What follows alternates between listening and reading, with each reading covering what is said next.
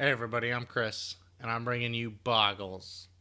Alright, this is one of my favorite decks to play. It was one of the first modern decks I learned to play, and I'm here to share it with you.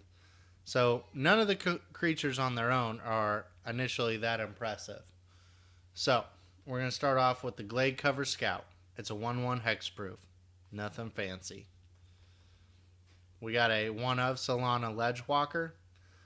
This one, little bit fancier, but not a lot. Can't be blocked except by creatures. Can't be the target of spells or abilities your opponent controls. And then, of course, the Slippery Boggle. Can't be the target of spells or abilities your opponent control. Now, none of those creatures are inherently dangerous on their own, but it's what they build to that becomes awesome. Then we have a 4 of course, Spirit Dancer. The Spirit Dancer gets +2/+2 for each aura attached to it, which, by the way, in this deck has 25 of them. But it's also your card draw engine. So whenever you cast an aura spell, you may draw a card. So this becomes lots of cards really quick. Play a card, replace the card. Personally like it. Our land base 21. I may feel like that's kind of high, and I may adjust that a little bit, but we'll have to see as time goes on. So we run a 1 of Dryad Arbor, a 1 of Forest, a 4 of Horizon Canopy, and this is to help filter through your cards in case you get too many lands and you just need to get some more action to your hand so you can cycle it and sacrifice it, draw a card. 2 Misty Rainforest, 1 Plains. Razorverge Thicket is a 3 of, a 4 of Temple Garden, 4 of Windswept Heath, and a 1 of Wooded Bastion, which you're not seeing as many filter lands, but with so much white and some of the double white requirements, I still run 1 because I've never played it and been disappointed. So we're going to move on to the enchantments themselves. We're going to start off with the Hyena Umbra. I love seeing this in my opening hand.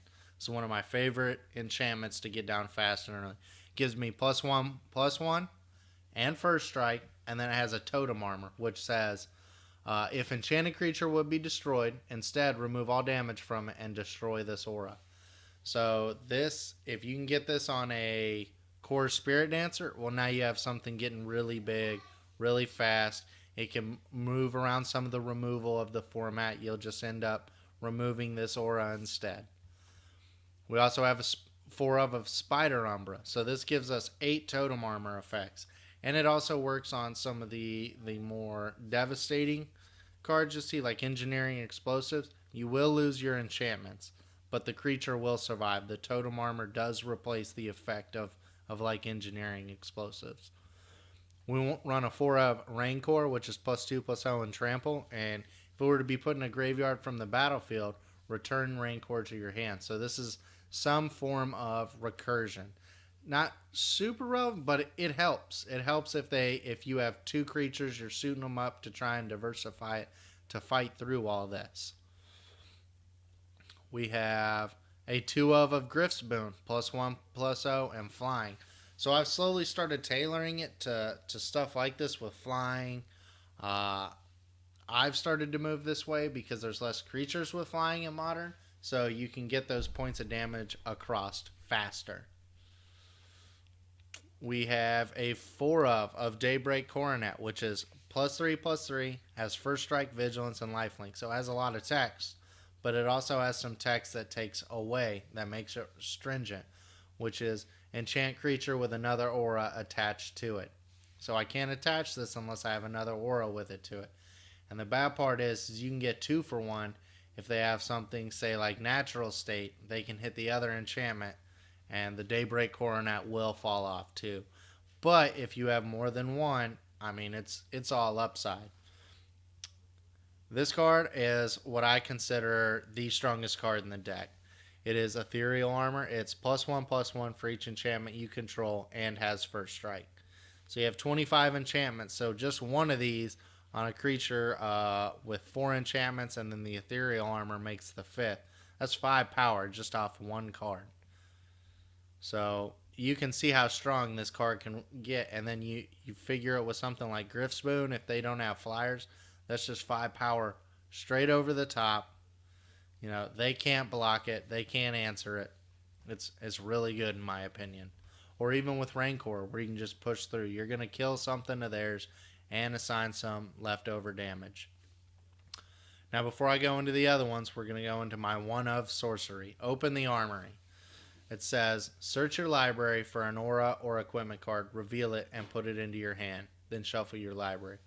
We don't even look for anything past search your library for an aura. Alright, that's all we're looking for. This is, I need a silver bullet right now to stay alive. This is how I'm going to do it. I'm not 100% in on it, but every time I've cast it, I've enjoyed it. I just don't know if it's better than, say, filling it with more, another enchantment. But I like the versatility of being able to get exactly what I need. So with Open the Armory, I have 3 cards. You can choose any cards you need, but I have, it's about 3 to 5 cards that I rotate on enchantment wise on what I'm going to put in the game. For this, because Grifspoon's pretty well solidified itself. Spirit Link, whenever enchanted creature deals damage, you gain that much life. This uses the stack, so this is in addition to Lifelink. So Lifelink, that creatures go to combat, damage hits, cool, that resolves. Spirit Link is on the stack at the end of it all. So if you have a 4-power creature with Lifelink and a Spirit Link attached to them, you double it. So you go from 4 to 8. Another trick people have done is they put this, if you're playing Burn, they put this on the Eidolon of the Great Revels. So I can continue just to cast my spells for free, essentially. Because it's going to do 2 damage and gain me 2 life. Do 2 damage, gain me 2 life. And it's going to gain me life when the enemy casts its spell. Or your opponent, I'm sorry. You have Spirit Mantle.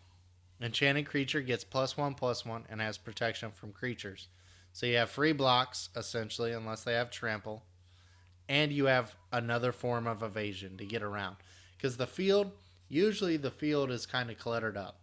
So this is another way to get around. I use Grif's Boon, and I also use Spirit Mantle. That way I can just get the damage in that I need to get to and try and end the game really quick.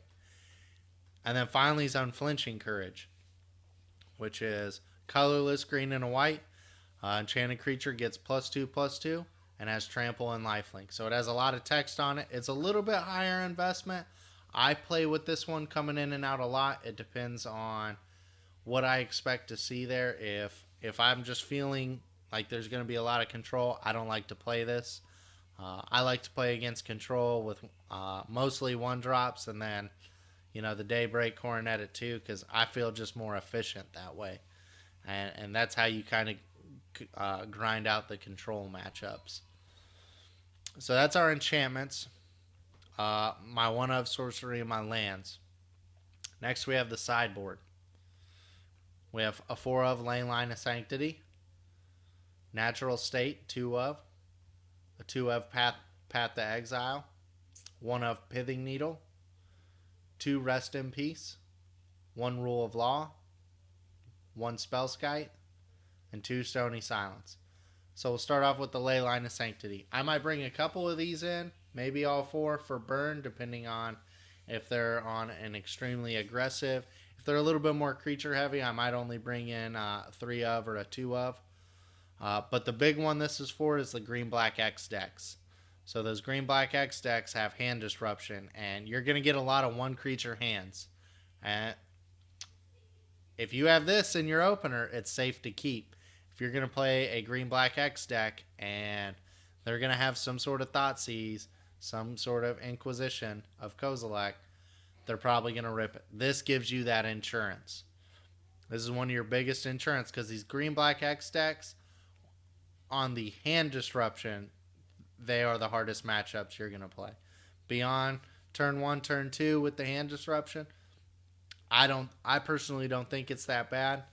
Especially right now with the evasion I'm trying to run. The Grifspoon just gets over where they were so used to playing a Tarmogoyf and getting that extra turn. If I can get to the Grifspoon or the Spirit Mantle fast enough, they don't get that extra turn. Next is the natural states. The biggest candidate I have in mind for natural states when it comes through is Spellskite, because Spellskite will steal my enchantments all day, so I need a way to deal with it.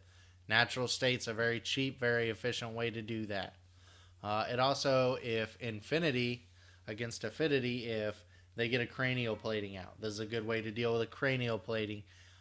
Even though if you can get Lifelink on board, I think you're favored.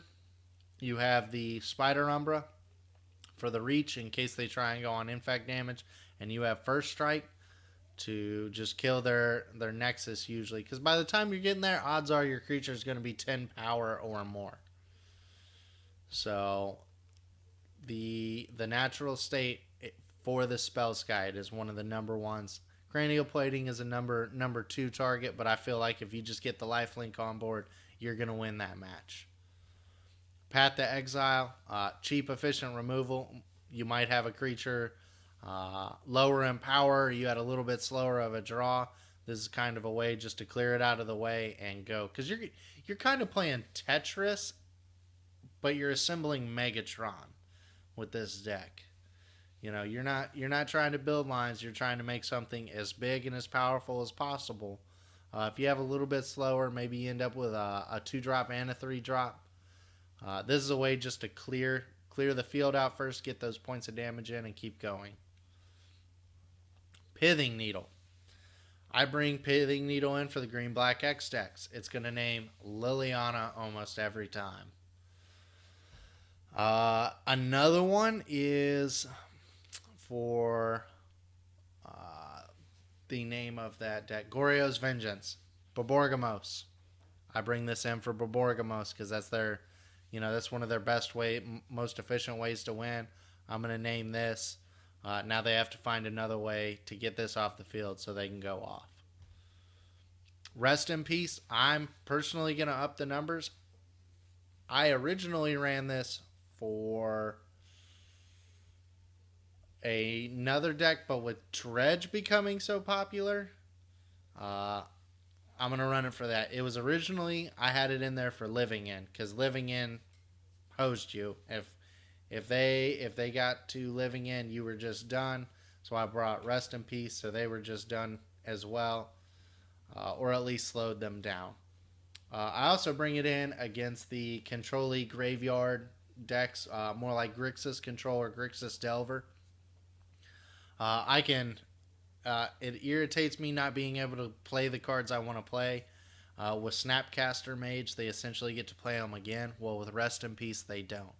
So cool, you flashed in a little creature, I'm going to destroy it and hopefully trample over you. So when you look at this sideboard, I try and pick cards that, they apply to multiple decks. So Rest in Peace is good for the graveyards and for these graveyardy Grixis control decks that are coming about. Rule of Law. Most of these combo decks need to cast more than one spell per turn. So this is one of my little silver bullets to try and hedge that. It just says each player can't play more than one spell each turn. It's a good card. Spellskite. Spellskite's for the burn matchup or even the mirror. I've played the mirror 3 times. Twice was at big events. So, and it usually comes down to who lands the Spellskite or the Core Spirit Dancer first. The Spirit Dancer, if you don't have a Path to Exile, can get bigger than your Boggle. But the Spellskite can steal all that stuff and at least combat with the 0/4 butt on it at the beginning. It can at least absorb that damage all day long. And then Stony Silence. I feel you have to have cards for Affinity.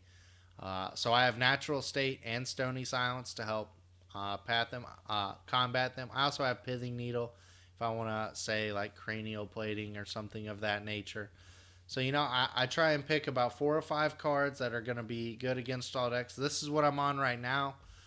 Some of the changes are probably going to be Rest in Peace is going to go to a 4 of, with Dredge being so popular. Your worst matchups, I'm going to tell you, is Green Black X. If you're playing Green Black X and you steal game 1, 4 Leyline of Sanctities, so you can prevent that hand disruption. and Pithing Needle, so you can shut off their Liliana. It's the Edict's effects of sacrifice a creature. One of the ways I combat that is I try, if once they have 2 black on the board and they're going into their turn 3, I keep a fetch land on the battlefield because I'm going to sacrifice a fetch and fetch up Dryad Arbor to combat through that. Usually, not every time, but usually, if you can pull that off, you can combat and kill their Liliana. If they have back-to-back Lilianas, you're probably not going to win that game. It's just so hard to get through that, and then they can plus her up and just discard cards. It's just so hard. I'm trying to think if there's anything else. If you can get your lifelink on board, Burn's almost an auto win. Zoo's a pretty good matchup, especially Big Zoo. Little Zoo's, it's about 50-50. It's like Burn. If you get the lifelink on board, you're good. The Suicide Zoo's a little harder because you're essentially playing in to them. You're helping get them lower faster. So the idea is just have a real explosive hand so they can't afford to pay for that stuff and go off quite as fast. This is my deck, Boggles. This is how I play it right now. So if you have any questions, hit us up on the website. Let us know. I'd be more than happy to answer any questions. If you got new players, have them play this deck. It's relatively cheap. It's very straightforward. It's not super hard. They just got to get a feel of their land to creatures. Hey, 1 or 2 lands and 1 creature in the opener that's hexproof. In the blind and the rest are enchantments, you're probably going to keep it. I mean, it's not that hard to think about. It's just so fast that if people want to dirtle around, they're not going to be able to deal with you. Especially, I mean, the creatures get up to 17, 15, first striking, lifelink, trample with reach, and can't be blocked by creatures. Pro creatures. Plus the spirit mana or the spirit link stack on top of it. It's too hard for them to deal with. So I mean, if you want to have fun, this deck can just win games. There's just some decks that can't deal with it. It's too much power, too fast, and the fact that they have efficient targeted removal, and except for 4 of your creatures, yours are all hexproof or can't be targeted. So they just have dead cards in their hands. So you can just win some games, and then you have the combo decks where they just win. Y'all are playing Tetris. It's who's gonna build their little line first and go off. So it's fun. It's simple. It's straightforward. And people always look when your opponent's like, how big is it now? And you're like, yeah, it's massive. Can you deal with it? No? Well, then you probably lose.